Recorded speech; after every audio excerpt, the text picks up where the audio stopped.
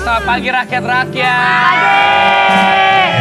Besok 14 Februari 2024 waktunya kita nyoblos. Ingat, jaga kondisi dari sekarang, jangan sampai sakit ya. Nyoblosnya pakai hati bukan pakai duit. Ingat, jangan terpengaruh ya. Ingat, jangan terpengaruh. Jangan terpengaruh sama berita-berita yang hoaks apapun itu. Betul. Dan yang paling penting apapun pilihan kamu, apapun pilihan aku, yang penting pemilunya damai. Damai hatiku padamu. Besok lu datang ke TPS ya. TPS. Pokoknya datang besok ke TPS. Kalau bisa nanti habis nyoblos tunjukin tintanya. Nah, tanda pembuktian kalau kita udah nyoblos. Iya, meskipun suara cuma satu doang aja itu sangat berarti banget. Bener, Ya, lu udah tahu kan pilihan lu kan? Udah tahu dong, aku juga tahu dong. Udah tahu, pokoknya kita harus saling menghargain semua pilihan kita. Benar. Pada ujung-ujungnya, ini kan untuk Indonesia yang lebih baik. Bener, Ya, oke ya lah. udah deh. Sekarang hatiku juga senang karena Kenapa? besok udah mau pemilihan pemilu ya kan. Bintang tamu kita Kan hari dulu ini. pemilihan pemilu, ya pemilu itu pemilihan umum ya pemilihan. Besok udah pemilu gitu. Ya. Besok udah pemilihan pemilu kan bagaimana? Iya maksudnya itu, makanya girang dari sekarang. Karena bahwa bintang tamu kita hari ini tuh bakalan datang ke sini seorang wanita yang udah nggak lagi menjabat di pemerintahan. Nggak lagi menjabat, Iya. tapi dia pernah punya pengalaman. Nah itu dia. Jadi anggota dewan. Bener, udah gitu sekarang Kita dia sibuk tanya, banget kita tanya dia yuk. Langsung. Dulu waktu sebelum dicoblos gimana rasanya? Ya maksudnya dipilih. Iya, Dipilih. pilih. Oke, kita panggilkan ini dia Angelina Sonda.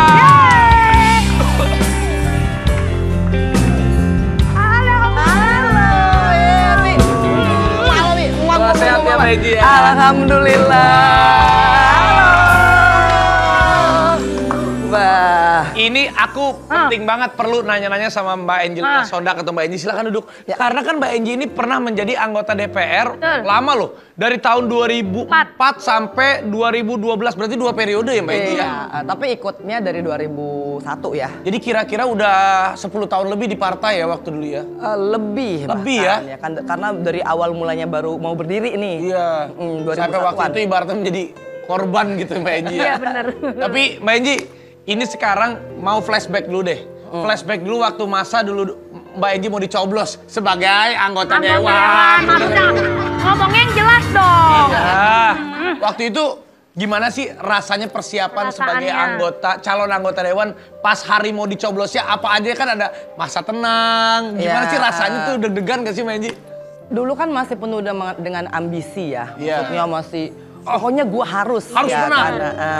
Jadi bener-bener tuh dilakukan. Aku tuh di dapil itu sekitar 3 bulan emang stay di sana. Jadi bener-bener misalnya waktu itu dapilnya di mana? Dapil 6, jadi Purworejo. Jadi di Temanggung. Purworejo tuh sampai hari pencoblosan di Wah, Purworejo. pokoknya aku tuh 3 bulan. Jadi Mas Aji waktu itu almarhum tuh juga lagi nyalek juga kan. Dia bahkan yang ke dapilnya aku. Saking kita nggak punya banyak waktu untuk ketemu kan. Jadi ke Temanggung, ke Wonosobo. Tapi memang gitu, adik aku juga si Nisha sama si JJ ini selama ini memang dia di Betul. Jadi benar-benar katanya kalau misalnya caleg itu ya harus turun ke rakyat bener ya. Harus sosialisasi bener. Iya, apalagi sekarang ya kayaknya kompetisinya makin niche ya, makin Makin sadis kayaknya ya. Ingat gak dulu berapa suara sih waktu itu? Aku- 100 ribuan gak sih Mbak? Aku 124. Wih, 124 ribu tuh banyak banget loh Mbak.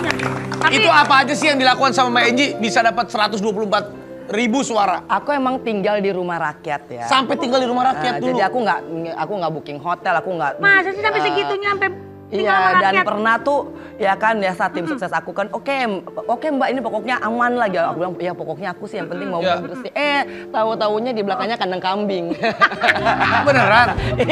Sampai tidur di belakangnya kandang kambing. Jadi malam-malam ini kok apa gitu ya. Bau apa gitu ya? Bau apa gitu. Terus pagi-paginya mau mandi ya kan ternyata kan emang kamar mandinya kan ya segini lah ya gitu kan takut-takut diintip orang. Diintip orang, bener. Tapi by that way kan kita bisa ngerasain apa yang rakyat rasakan. Tapi bener nggak sebutannya kalau anggota DPR itu sebutannya adalah manusia setengah dewa? Karena di sana ada sebagian kalau misalnya kita mengetok suatu kebijakan pemerintah itu andilnya ada di anggota dewan. Ada kekuasaannya lah ya. Makanya disebut manusia setengah dewa. Sebenarnya enggak semua ya.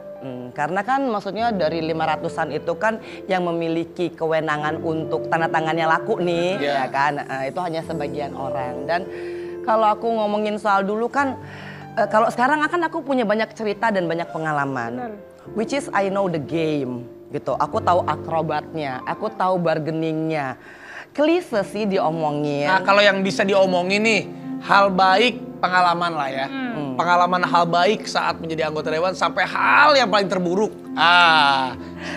Hal yang paling baik tuh karena aku bisa in touch dengan rakyat ya. Dan itu aku seneng banget, Pi.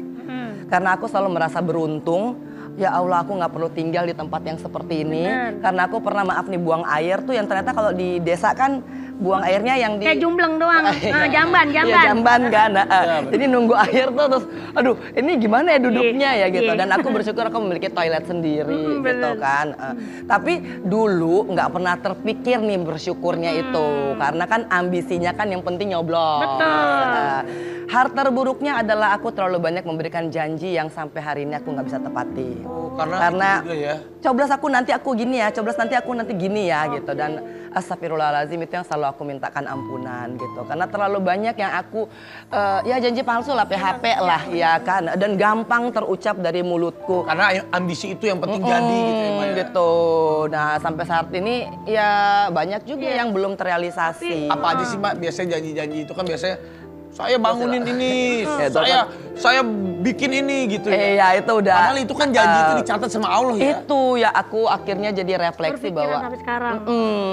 Dan menjadikan aku tuh untuk enggan masuk ke dunia itu lagi karena khawatirnya apa yang menjadi keinginan aku itu kan nggak bisa terwujudkan karena pengambilan keputusan kan nggak cuman aku aja. Iya benar. Tapi ada juga Mbak beberapa teman yang kemarinnya udah masuk anggota dewan, ya mungkin sama seperti Mbak Enji ataupun menjadi korban ataupun masuk ke lubang hitam, tapi akhirnya mereka mencoba kembali lagi, kembali lagi nyalek, ada yang kembali lagi nyalek, kembali lagi turun. Wah, tapi kenapa Mbak Enji urung? Aku lihat sih seorang Angelina Sondak itu masih punya potensi loh menurutku. Kenapa nggak lanjut? Tapi kenapa Mbak Enji mengurungkan niat? Mungkin Vi, ya mungkin ya. Karena I know too much. Karena aku tahu terlalu banyak dan aku terlalu ada di situ gitu loh. Dan sepertinya kok ya udahlah gitu loh. Maybe ini bukan tempat aku gitu. Kalau misalkan pengetahuan aku yang awal yang membuat aku tuh selalu, waduh, idealisme aku tuh ada gitu kan. Karena mungkin aku nggak tahu terlalu banyak tentang apa itu dan bagaimana akrobatik orang-orang di dalam, bagaimana it's the game of bargaining, gimana akhirnya harus ada yang dewa, harus ada yang budak gitu kan. Dan aku enjoy my life aja seperti ini, artinya aku nggak perlu ngelakuin hal dalam tekanan. Tekanan itu bisa, pressure-nya bisa pencitraan, ya kan. Pressure itu juga bisa, harus begini kalau nggak saya bongkar gitu. Jadi memang sepanas itu di dalam itu ya? Di saatnya aku ya dulu ya. Jadi aku akhirnya alhamdulillah banget bisa hidup tuh tanpa dengan ya udahlah, ya udah aku ikutin ya karena aku takut nanti. Ya udah aku kerjain ya karena aku takut gitu. Jadi sebenarnya dilakukannya itu hanya takut gitu kan. Bukan karena keinginan. Pertama takut nggak dapat posisi. Ya, benar. Kedua takut nanti aduh pasti gue dikerjain nih kalau misalkan gue nggak ngikut gitu kan.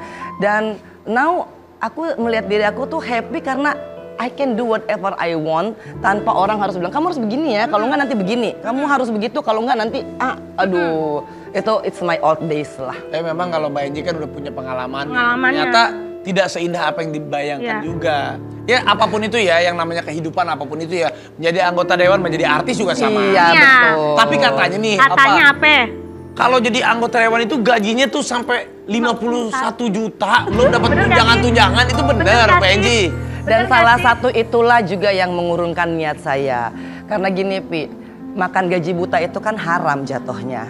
Oke lah, aku tuh ke DPR, aku tuh ikut rapat, tapi setengah jam habis itu aku cabut. Habis itu aku reses, aku terima duitnya, tapi aku nggak really ke sana, ke dapil gitu loh. Tidak memperjuangkan mereka. Jadi aku nggak mau lagi memanfaatkan orang untuk menyukai aku kemudian untuk kesenangan aku sendiri gitu. Aku udah pada tahap yang udahlah begini aja gitu kan. Kalau misalkan kita ingin berbuat baik untuk orang lain atau memperjuangkan orang lain, ada banyak cara. Tapi aku juga tidak menghargai mereka yang ingin ya gitu kan. Karena semua orang itu kan berproses dari pengalaman yang ada. Kalau aku pengalamannya mungkin terlalu dalam aku masuk. Terlalu banyak yang aku ketahui, terlalu banyak interaksi akhirnya membuat aku kok ini aku nggak pas ya di sini. Mungkin orang lain pas loh ya.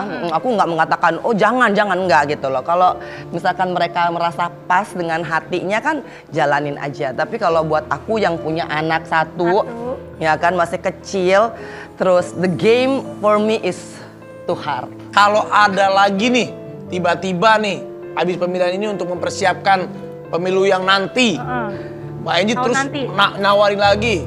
Mungkin Mbak Enji melihat sekarang masih ada harapan nggak untuk terjun ke politik lagi? Aku nggak mau mendahului Allah ya gitu. Aku bilang enggak tiba-tiba nanti iya. Cuman for the time being itu kan aku sekarang lebih banyak hidup at the now. Maksudnya ya udah hari ini aku embrace hari ini, aku jalanin hari ini because nanti gue juga nggak tahu gitu loh nanti mau kayak mana. Cuman kalau misalkan harapan untuk dunia politik Indonesia pasti ada lah.